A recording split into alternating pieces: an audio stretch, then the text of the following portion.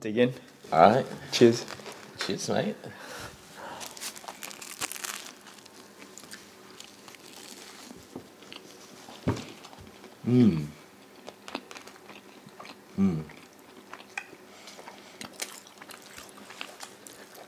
It's just like an explosion of flavors in the mouth. Like, oh, there's so much flavor from that. The roasted vegetables. That oregano really adds that really nice little bit of roundness. That punch of flavor. You guys, really nice. Give this a go. It's actually not too hard because you pretty much just put all the vegetables into the tray, stick it in the oven.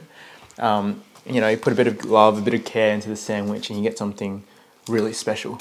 Thank you so much for watching, guys. As always, give this video a big thumbs up if you found it helpful.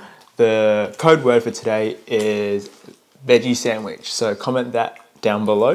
Also let us know what other recipes you'd like to see on this channel.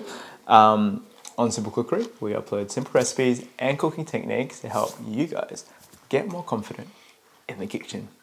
See you guys next week.